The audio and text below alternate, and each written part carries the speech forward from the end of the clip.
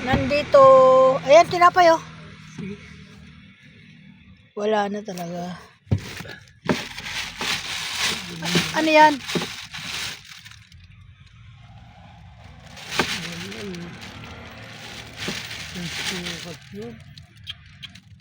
Ito yung binalik sa amin eh. Hindi ako kunin, wag mo na ibigay yung lista niyo. Hindi ko kasi pili ano. Kulang pa yung dala nyo?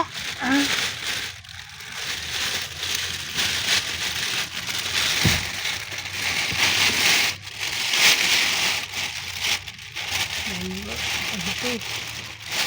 Ay, ganun din.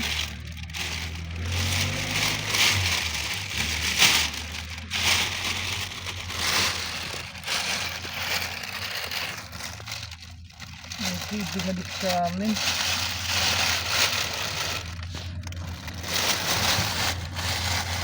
Paper plate.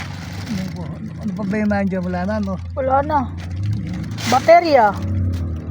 Andiyan ba yung patira sa... Ayun, andiyan. Ayun oh.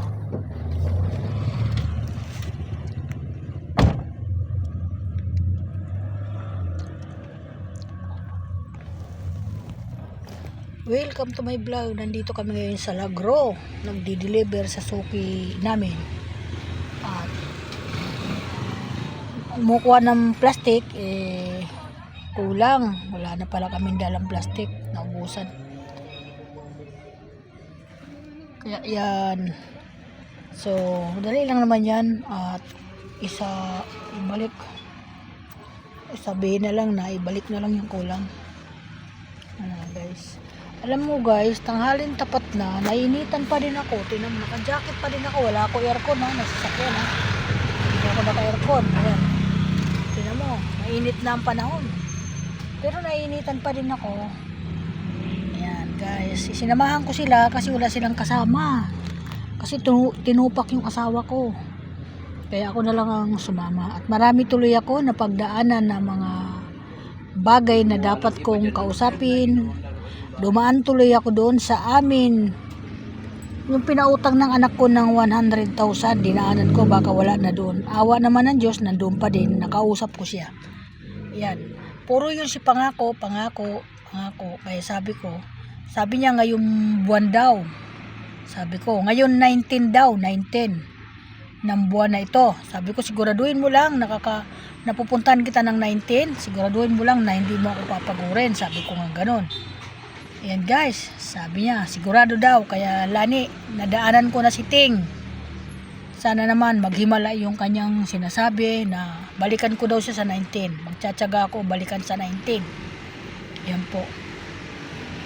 Nandun siya. Kala ko di na nakatira siya doon, nandun pa pala. Kaya ayan, sabi ko, ang tagal-tagal ng ano mo yan. Bago pa mag-pandemic, matagal pa ang pandemic, ay kinuha mo na yung pera na yan ng buong buo. Walang labis, walang kulang. Sabi ko nga ganun. Sana naman makaisip ka naman magbigay.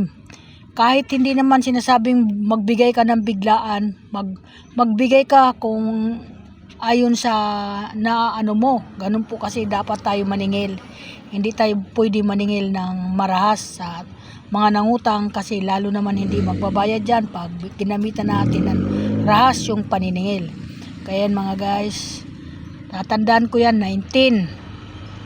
At kinuha ko na yung talagang number niya. Tatry ko tawagan kung siya ba yon. At sabi ko, wag mo akong niluloko. Niluloko mo ako, binibigyan mo ako ng maling impormasyon mo eh. Sabi ko nga ganun eh. Di dapat panluloko yan. Di ka na nga nagbabayad. Niluloko mo pa kami. Niluloko mo yung anak ko. Kaya ba't ganyan ka? Sabi ko nga ganun. Matatanda ka eh. Matanda ka na ganun ang ugali mo. Sabi ko kanya. Kaya yan, welcome to my vlog. Nainitan si Nanay Linda. Hindi pa nainitan. At maraming salamat. Kung sana ng medium, puta nakita sa ilalim, marami pa. Kaya maraming salamat. Thank you so much. Bye-bye. Sa medium, Ingat. dalawang